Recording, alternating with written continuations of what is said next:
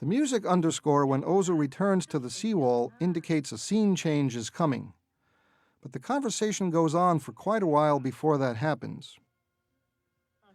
Their daughter Kyoko is mentioned, most likely as an indication of the couple's homesickness, and indeed, Shukichi is inspired to return home. A brief acknowledgement of this fact convinces the couple to leave. They've seen and done what they came for. Ozu cuts to a long shot of them as they rise. This is to allow us to see Tomi falter. Her dizziness is, of course, a clear foreshadowing of her sickness later. Interestingly, we never see the moment when she is stricken, so this instance here not only foreshadows that later recurrence, but also is the substitute for it.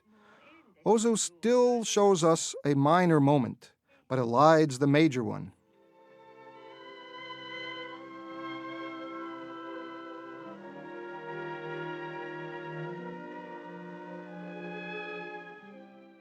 As the music continues, Ozu makes a cut to an empty corridor, followed by a shot of the sea from inside the inn, which is a different composition than the two previous shots from inside the inn, and then followed by a shot of industrial chimneys. In this three-shot transition, the first two were taken in the space the characters had just vacated, lending a certain poignancy to the shots, while the third took us to the new space. The film has taught us to be sensitive to this type of sequence as a scene change and an ellipsis. The chimneys we know by now are associated with Tokyo.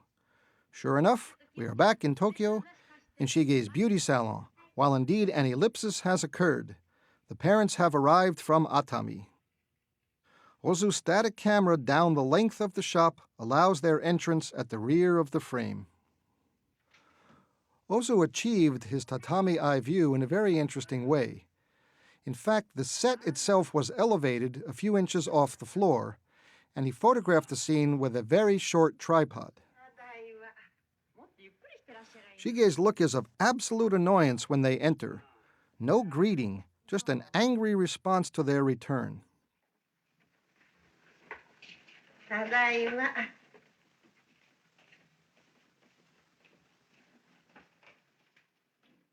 Her reply to her customer's question, that Tomi and Shukichi are friends from the country, must be the absolute last straw in the audience's response to Shige.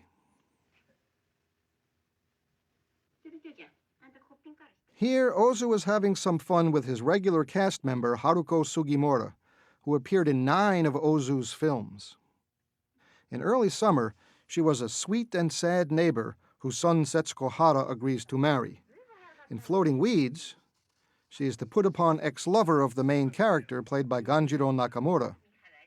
But she is best remembered for her comically villainous roles.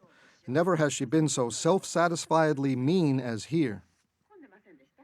The tension between trying to remain nice, or at least socially acceptable, and to revealing the truth on both the old couple's part and Shige's is almost comic. We know what has happened, and what their real feelings are, but no one is able to articulate their mutual resentment and anger. Yet, of course, why should they? Ozu is keenly aware that social niceties smooth over rough patches. Just watch his 1959 comic masterpiece, Ohio, Good Morning, to get a full sense of what is at stake in normal social discourse. Shige's saying that she was planning on taking them to see the kabuki, Japan's most famous theatrical mode, may very well be untrue. Safe to say now that she knows they are leaving.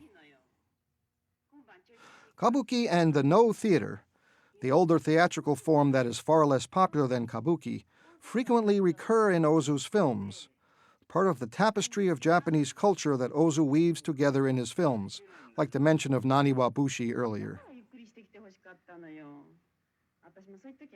Shige's duties as hostess to her fellow beauticians outweigh in her mind her obligation to her parents, and she in essence banishes them.